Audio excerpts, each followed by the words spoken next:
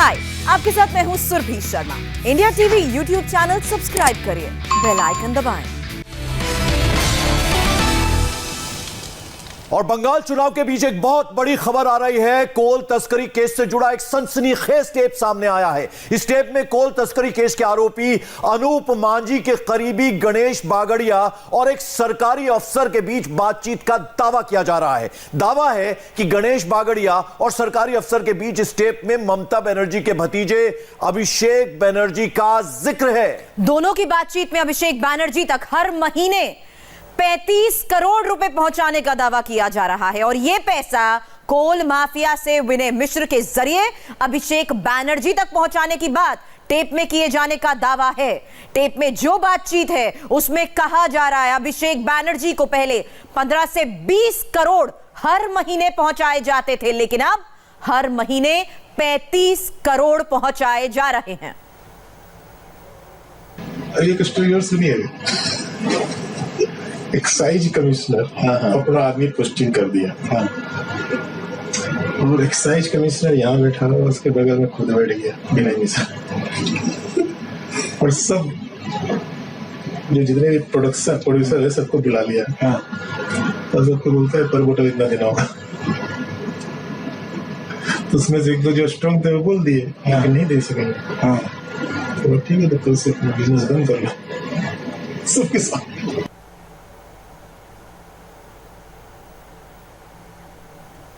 तो अनूप मांझी के करीबी गणेश बांगड़िया और एक सरकारी ऑफिसर के बीच बातचीत का यह दावा किया जा रहा है।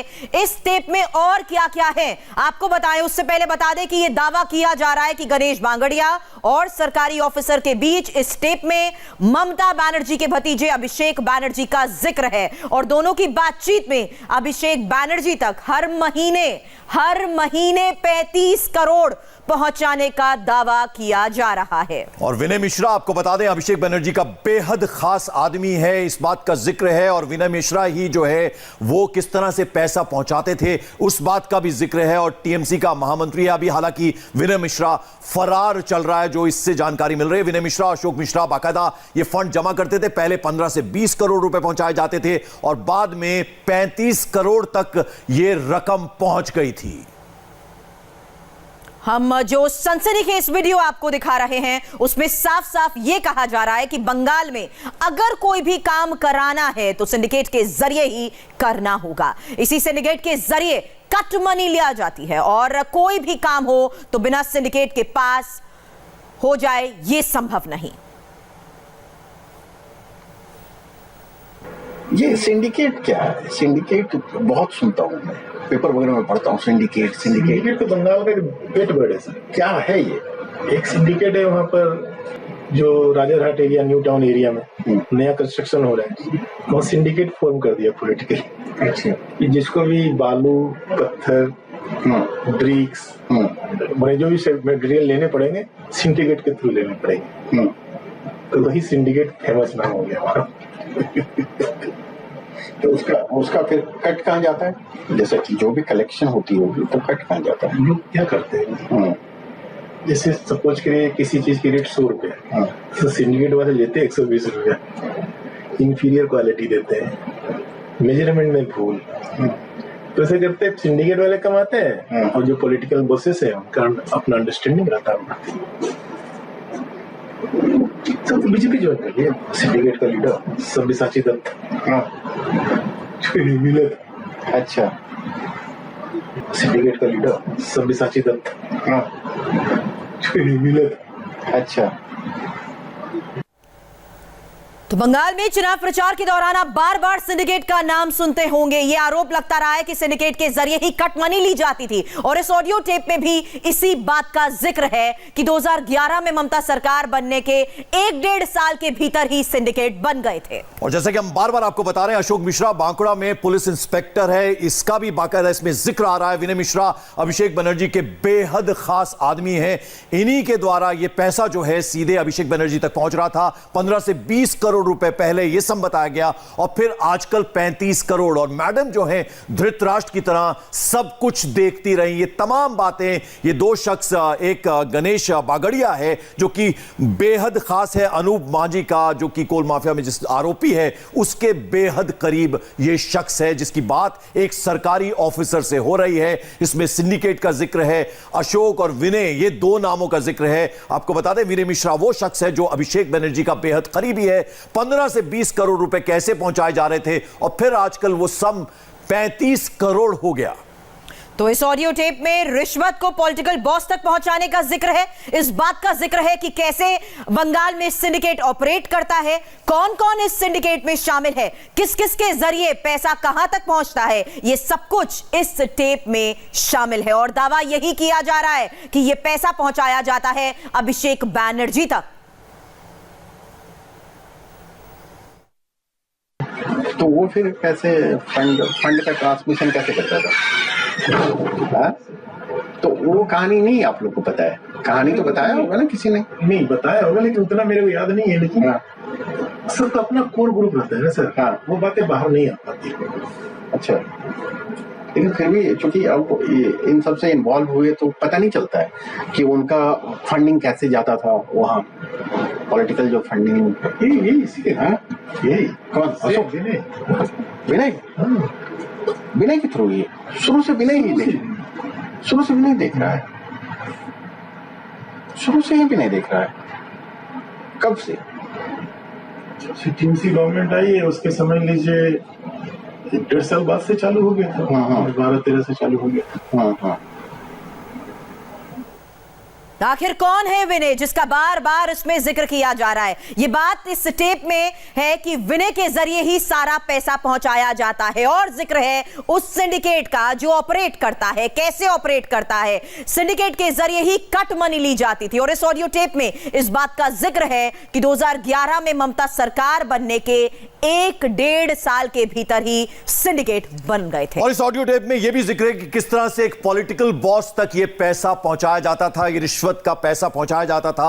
अशोक मिश्रा का जिक्र है, विनय मिश्रा का जिक्र है। विनय मिश्रा आपको बता दें यह अभिषेक बनर्जी का बेहद करीबी शख्स है और 15 से 20 करोड़ सम का जिक्र है और जो बाद में बढ़कर अब 35 करोड़ तक यह पैसा पहुंचाया जा रहा था। बाकायदा रिश्वत के पैसे किस तरह से पॉलिटिकल बॉस तक पहुंच रहे थे उसका इस टेप में जिक्र है। अशोक मिश्रा, विनय मिश्रा, ये दो शख्स का नाम बार बार इस ऑडियो टेप में आ रहा है। गणेश बागड़िया ये वो शख्स है जो कि अनूप मांझी का बेहद करीबी है। इसके बीच में और एक सरकारी ऑफिसर के बीच में ये बातचीत हो रही है इस टेप के अंदर। तो वो फिर कैसे फंड का ट्रांसमिशन कैसे करता था? हाँ? तो वो कहानी नहीं आप लोग को पता है? कहानी तो बताया होगा ना किसी ने? नहीं बताया होगा, लेकिन उतना मेरे को याद नहीं है। लेकिन सब तो अपना कोर ग्रुप रहता है ना सर। हाँ। वो बातें बाहर नहीं आ पाती। अच्छा, लेकिन फिर भी चूंकि अब इन सब से इन्वॉल्व हुए तो पता नहीं चलता है कि उनका फंडिंग कैसे जाता था वहाँ, पॉलिटिकल जो फंडिंग। यही इसी के। हाँ? यही। कौन? अशोक? विनय? विनय के थ्रू? ये शुरू से विनय ही शुरू से विनय देख रहा है, शुरू से ही विनय देख रहा है। कब से? टीएमसी गवर्नमेंट आई है उसके समझ लीजिए 1.5 साल बाद से चालू हो गया था। 12-13 से चालू हो गया। हाँ।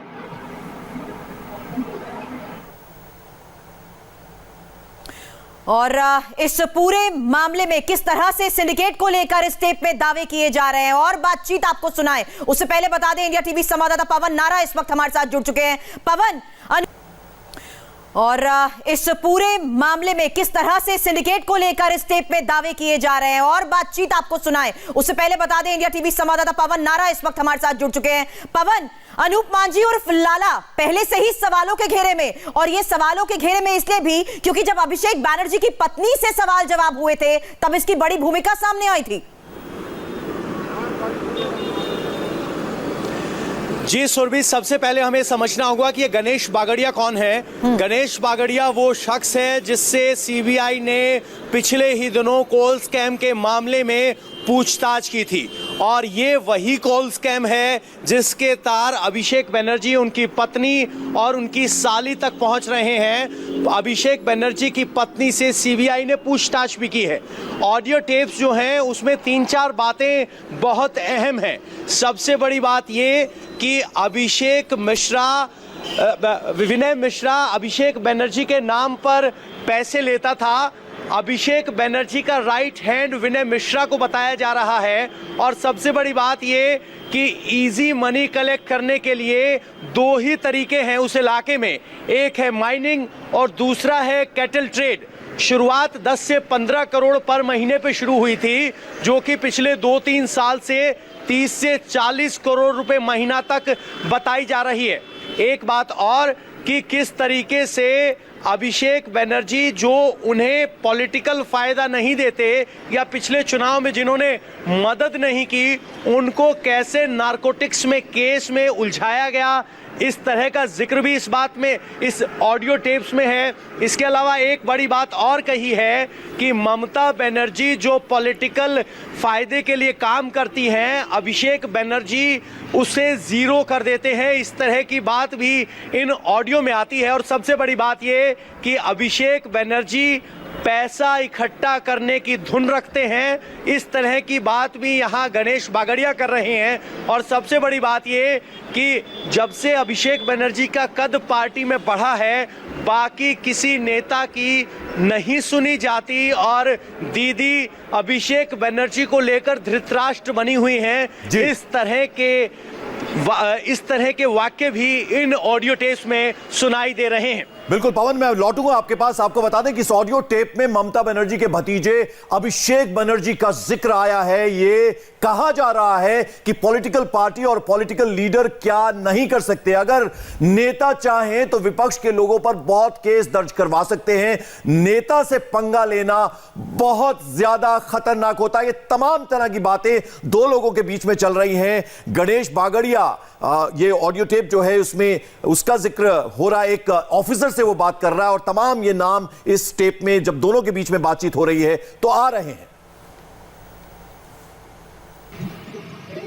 घर में आग लगवा देंगे, ये भी कर देते हैं पब्लिक के थ्रू, पुलिस आएगी नहीं, फैक्ट्री में लुटवा देंगे। क्या इनके पास इस तरह का मैन पावर है क्या? पॉलिटिकल पार्टी में क्या नहीं है सर, पुलिस नहीं आना चाहिए, वो लोग उसका तो सब कुछ कर सकते हैं।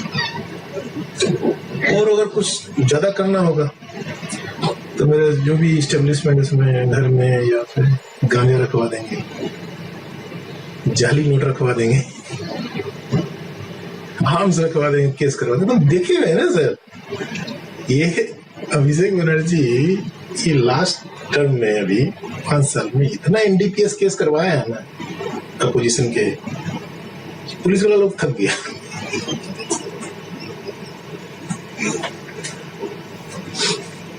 इसलिए बहुत है इससे पवन नारा, हमारे सहयोगी लगातार हमारे साथ बने हैं। पवन, अब 2 फेजेस का चुनाव हो चुका है, 6 का भी बाकी है। ऐसे में इस ऑडियो टेप का आना जाहिर बात है परेशानी में डालेगा तृणमूल कांग्रेस को। अब देखना होगा कि वो क्या जवाब इस टेप को लेकर देते हैं। जी बिल्कुल, कोल घोटाला या कहें कि कोल स्कैम इन चुनाव का एक अहम मुद्दा था, जो कि हाल फिलहाल नहीं सुनाई दे रहा था, लेकिन इस ऑडियो टेप से एक बार फिर फोकस में आ गया है। इससे पहले तृणमूल लगातार ये कहती रही है कि केंद्रीय एजेंसियां पार्टी के इशारे पर या कहें कि बीजेपी के इशारे पर काम कर रही हैं, लेकिन जो जांच हुई है और जो ऑडियो सामने आया है, ये कहा जा सकता है कि ये उस शख्स का ऑडियो है जिससे कोल स्कैम के संबंध में पूछताछ हुई। और राजनीतिक चुनाव के 2 चरण पूरे होने के बाद ये ऑडियो टेप किसी पॉलिटिकल धमाके से कम नहीं है। अब देखना होगा कि तृणमूल कांग्रेस इस पर क्या कहती है। और सबसे बड़ी बात, इस ऑडियो टेप में जो नाम सामने आ रहे हैं वो बहुत बड़े हैं। पहला नाम ममता दीदी, जो इन सब पर आंख मूंदे बैठी है। दूसरा नाम भतीजा भाईपो अभिषेक बनर्जी, जिस तक ये पैसा जाता था। तीसरा नाम विनय तिवारी, जो इस वक्त बताया जा रहा है कि पिछले 8 से 9 महीने तक वो दुबई में था और अभी उसकी लोकेशन अनट्रेसेबल है। सीबीआई उसकी जांच कर रही है, कहें कि तहकीकात है। लुकआउट सर्कुलर जारी हुआ है विनय मिश्रा के खिलाफ, उसका नाम है। और सबसे बड़ी बात, ये ऑडियो गणेश बागड़िया का है जिससे सीबीआई ने पूछताछ की थी। और विनय मिश्रा का भाई पहले ही ईडी के शिकंजे में है। ऐसे में पवन बने रहे हमारे साथ। मेरा सवाल अभय से है। अभय, ईडी पहले ही शिकंजा कस चुकी है विनय मिश्रा के भाई तक, अभी विनय मिश्रा कहां पर है? क्योंकि विनय मिश्रा के जरिए ही कोशिश की जाएगी, जो दावा इस ऑडियो टेप में किया जा रहा है कि कैसे ये सारा पैसा अभिषेक बैनर्जी तक पहुंचता था। देखिए, बिल्कुल ईडी ने जरूर विनय मिश्रा के भाई से पूछताछ की है, उस पर शिकंजा कसा है, लेकिन विनय मिश्रा के बारे में कोई जानकारी अब तक सीबीआई के हाथ नहीं लगी है। बड़ी बात यह है सुरभि की जो अनूप मांझी उर्फ लाला है, जो कि एक बड़ा कोयला तस्कर है और इसने वहां पर करोड़ों की प्रॉपर्टी भी इकट्ठा की है, इससे सीबीआई ने 2 बार पूछताछ की है।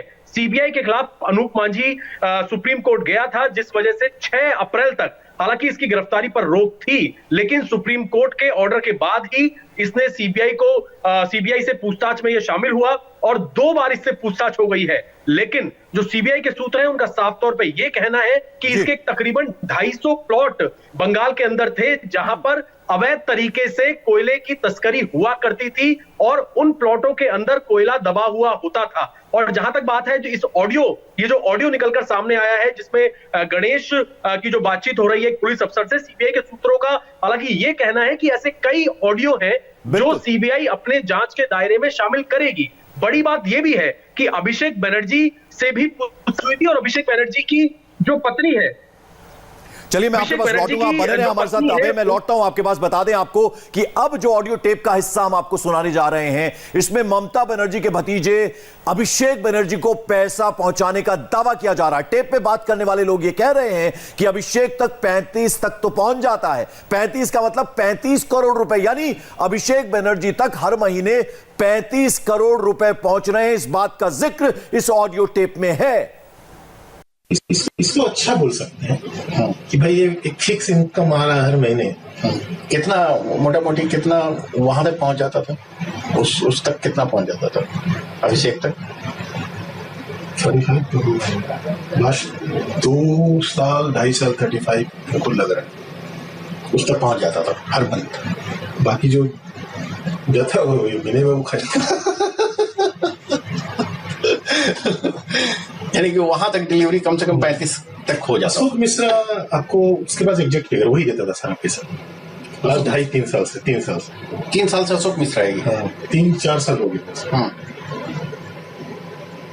तो वो वही पोस्टेड है 3 साल से वही पोस्ट। पहले विष्णुपुर में था। अच्छा, डायमंड हार्बर अभिषेक का कंस्टिट्यूएंसी। अभी 2 साल से इधर है, 1.5 साल में 2 साल से इधर बोल के गया। हमको बिलिंग में दिक्कत हो रहा है, इतना दूर से लोग को बुलाने में, फोन पर नहीं बात करना। तो वही नजदीक में पोस्टिंग कर दीजिए, सबको वहां बुला के डील कर ले। अच्छा, किसको? विनय को बोला।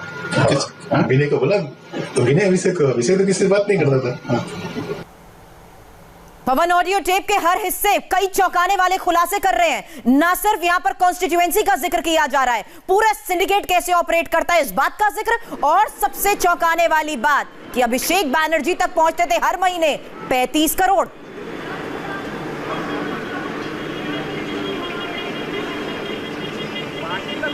पवन,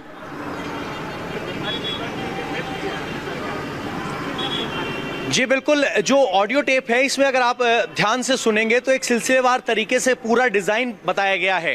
डिजाइन ये है कि अभिषेक बनर्जी सीधे तौर पर किसी से संपर्क नहीं करता है, विनय तिवारी उसका राइट हैंड मैन है जो ये सारी डीलिंग करता है। इसके अलावा ये सारा पैसा आपको समझना होगा कि ये आसनसोल के आसपास का माइनिंग का इलाका है, जहां अनूप मांझी बताया जाता है कि सबसे बड़ा कोल माफिया है। कोल माफिया ECIL की जो कोयला खदानें हैं जो बंद कर दी गई हैं, उन कोयला खदानों से कोयला निकाला जाता था और उसकी एवज में जो पॉलिटिकल और एडमिनिस्ट्रेटिव प्रोटेक्शन सरकार की तरफ से दिया जाता था उसकी एवज में ये पैसा पहुंचाया जाता था। शुरुआत में 10 से 15 करोड़ था, लेकिन पिछले 2 से 3 साल में ये 35 से 40 करोड़ तक पर मंथ का बताया जा रहा है। विनय मिश्रा इस पैसे को कलेक्ट करता था और इसको पहुंचाया जाता था। ये पूरा सिस्टम है और सिर्फ ये माइनिंग नहीं, कहा गया कि ये इजी मनी है। इसके अलावा जो न्यू टाउन बन रही है कलकत्ता में, वहां कोई भी अगर कंस्ट्रक्शन का काम होता है उसके लिए एक प्रॉपर सिंडिकेट है और जब तक सिंडिकेट को उसका कट मनी या पैसा नहीं दिया जाता तब तक काम नहीं हो सकता। और इस सब सिंडिकेट का असर ममता बनर्जी पर भी हुआ है। और सबसे बड़ी बात, इस ऑडियो टेप में एक जगह ये कहा गया है कि जब ममता बनर्जी को लगा, पराशर भी हमारे साथ बने हुए इस सनसनीखेज टेप में अभी कई और बड़े खुलासे हुए हैं, बताएंगे आपको इस ब्रेक के बाद। हमारे साथ बने रहिए। हाय, आई एम सुरभि शर्मा। खबरों से अपडेट रहने के लिए India TV YouTube channel subscribe करिए, साथ में बेल आइकन जरूर दबाएं। जुड़े रहें इंडिया टीवी के साथ।